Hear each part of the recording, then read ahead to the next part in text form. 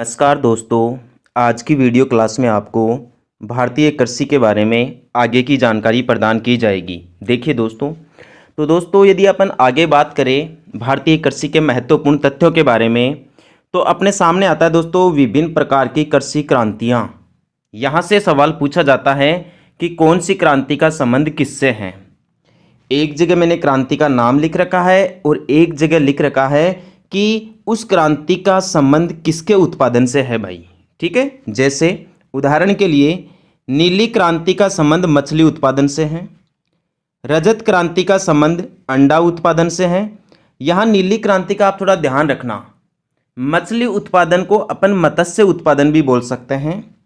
हरित क्रांति का संबंध खाद्यान्न उत्पादन से है और इस खाद्यान्न उत्पादन में गेहूँ, मक्का, बाजरा, चावल सभी प्रकार के खाद्यान्न शामिल हैं। तो हरित क्रांति का संबंध खाद्यान्न उत्पादन से, रजत क्रांति का संबंध अंडा उत्पादन से, नीली क्रांति का संबंध मछली उत्पादन से और भूरी क्रांति का संबंध है खाद्य प्रसंस्करण से, या आप इसे उर्वरक भी बोल सकते हैं कि भूरी क्रांति का संबंध उर्वरक से है। पीली क्रांति का संबंध है दोस्तों तिलहन से। जो तिलहन फसलें हैं जैसे सरसों हो गई, तारा मीरा हो गई, सोयाबीन हो गई, सभी को मिलाकर जो तिलहन फसलें हैं उनका संबंध पीली क्रांति से है भाई। नेक्स्ट देखिए, गुलाबी क्रांति का संबंध है झींगा मछली के उत्पादन से।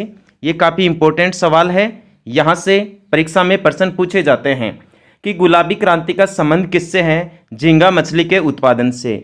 लाल क्रांति का संबंध किससे है भाई। लाल क्रांति का संबंध दो चीज़ों से है, एक तो टमाटर उत्पादन से और एक मांस उत्पादन से। टमाटर उत्पादन और मांस उत्पादन का जो संबंध है वो लाल क्रांति से रिलेटेड है। एक दोस्तों आप कर्षण क्रांति का ध्यान रखना, कर्षण क्रांति का संबंध है पेट्रोलियम उत्पादन से। और एक आप ध्यान रखना अमृत क्रांति का, अमृत क्रांति का संबंध है नदी जोड़ो परियोजना से। पूछ लिया जाएगा आपसे परीक्षा में कि अमृत क्रांति का संबंध किससे है, नदी जोड़ो परियोजना से है। देखिए दोस्तों आगे देखिए आप, यदि आपसे पूछ लिया जाए कि श्वेत क्रांति का संबंध किससे है तो श्वेत क्रांति का संबंध है दूध उत्पादन से या दुग्ध उत्पादन से। श्वेत क्रांति का जनक वर्गीज कुरियन को माना जाता है। पूछ लिया जाए आपसे पराभनी क्रांति का संबंध किससे है, भिंडी उत्पादन से है। एनएच क्रांति का संबंध किससे है, भारत में राष्ट्रीय राजमार्गों की सड़कों को आपस में जोड़ने से है, या भारत में जो राष्ट्रीय राजमार्ग है उनके विकास करने से रिलेटेड जो क्रांति है उसे अपन एनएच क्रांति कहते हैं। यहाँ इधर दोस्तों भूरी क्रांति का संबंध उर्वरक से हो ही गया।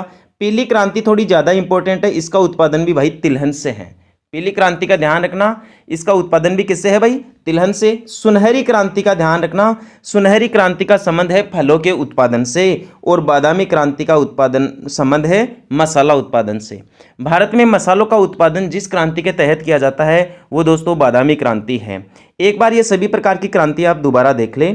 क्रांति है उत्पादन, नीली क्रांति से मछली उत्पादन, रजत क्रांति से अंडा उत्पादन, हरित क्रांति से खाद्यान्न उत्पादन, भूरी क्रांति से उर्वरक उत्पादन, पीली क्रांति से तिलहन उत्पादन, सुनहरी क्रांति से फलों का उत्पादन, बादामी क्रांति से मसालों का उत्पादन।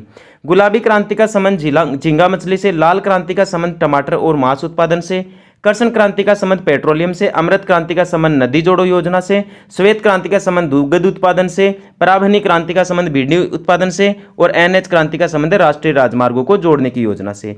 अब दोस्तों कृषि फसलों के प्रकार देख लिया आप, यहाँ से भी परीक्षा में सवाल पूछ लिए जाते हैं कि कृषि कितने प्रकार की होती है। आपको जानकारी के लिए बता दूं, कृषि को मुख्य रूप से 3 प्रकारों में विभाजित किया गया है सस्य प्रारूप के आधार पर या फसल प्रारूप के आधार पर।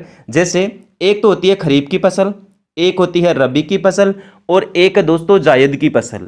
खरीफ की फसल को अपन स्याड़ू भी बोलते हैं। ये काफ़ी अच्छा सवाल है, ध्यान रखना कौन सी फसल को स्याड़ू या सावणु के नाम से जाना जाता है तो खरीफ की फसल को जाना जाता है। और रबी की फसल को कहा जाता है उनालू, ये आप ध्यान रखना। अब देख लीजिए इनकी डिटेल्स। इनकी डिटेल्स इस प्रकार है कि खरीफ की फसल कब से कब तक बुआई जाती है, यानी कब इसकी बुआई की जाती है और कब इसे काटा जाता है। तो हमारे देश में दोस्तों जून जुलाई में खरीफ की फसलों को बो दिया जाता है और सितंबर अक्टूबर में काट लिया जाता है। खरीफ की फसलों में कौन कौन सी फसलें शामिल है, एक तो चावल है, एक ज्वार है, एक बाजरा है, एक मक्का है, एक कपास है, एक तंबाकू है और एक लिबिया है। ये ध्यान रखना ऊपर वाली आप, चावल, ज्वार, बाजरा, मक्का, कपास, तंबाकू।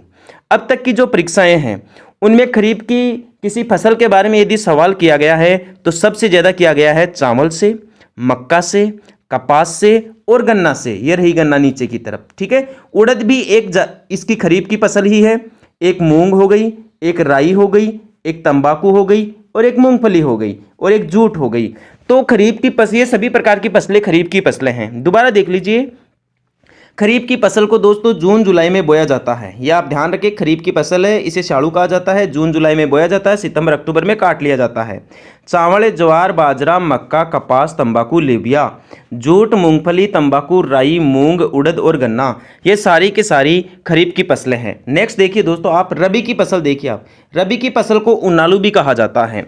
रबी की फसल अक्टूबर नवंबर में बोई जाती है और मार्च अप्रैल में काट ली जाती है। मुख्य रूप से रबी की फसलों में ये फसलें आती है भाई, गेहूं, जौ, चना और मेथी। गेहूं, जौ, चना और मेथी। इसके अलावा दोस्तों ये जो मटर है, इनका भी आप ध्यान रखना। मटर, सरसों, राई और आलू, ये भी रबी की फसलों में शामिल है। मटर का विशेष ध्यान रखना, मटर एक प्रकार की दाल है जो रबी की फसल के दौरान बोई जाती है। तो रबी की फसल अक्टूबर नवंबर से मार्च अप्रैल तक बोई जाती है। इसे उनालू फसल कहते हैं। इसमें गेहूं, जौ, चना, मेथी, मटर, सरसों, राई, आलू, ये सब शामिल है। अब देख लीजिए दोस्तों आप जायद की फसलें। जायद की फसलों से भी मित्रों आपसे सवाल पूछा जा सकता है। जो जायद की फसल है, इस जायद की फसल में इसे मुख्य रूप से मार्च अप्रैल में बो दिया जाता है और मई जून में काट लिया जाता है।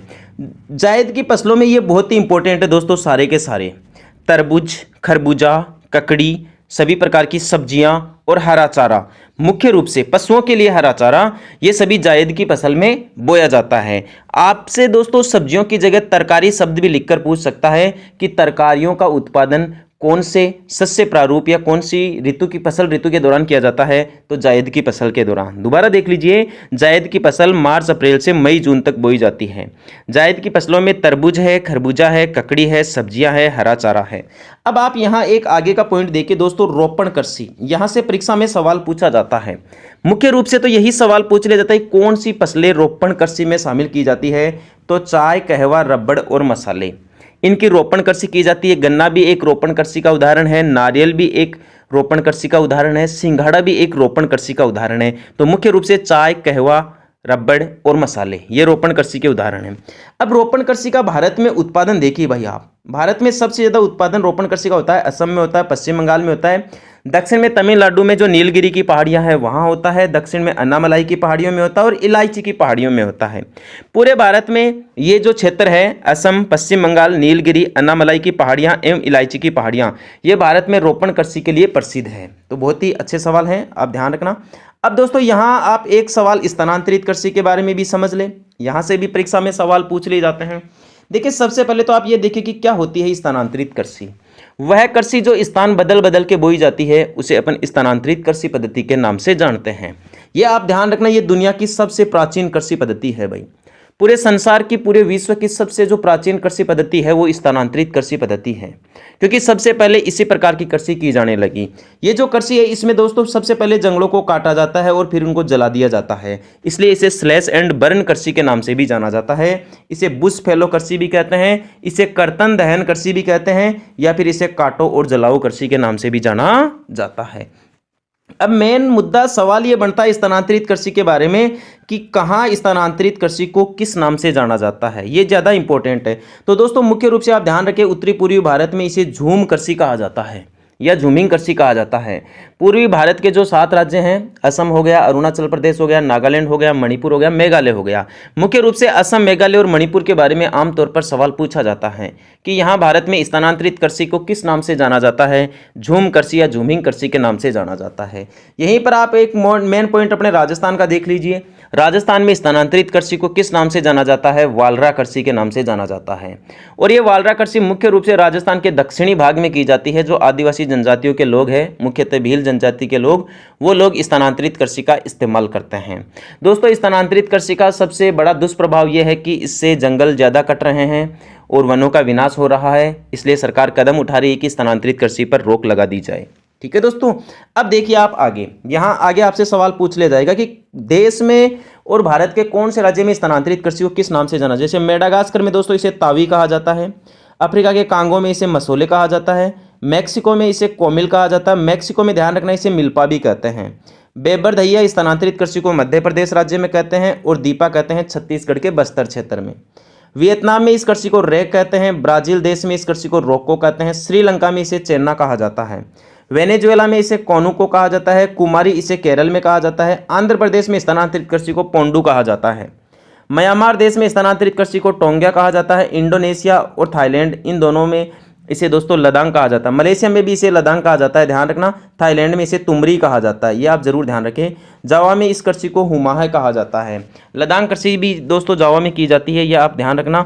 और एक कमान और धावी ये भारत के ओडिशा राज्य में की जाती है भाई, तो आप थोड़ा विशेष रूप से ध्यान रखना।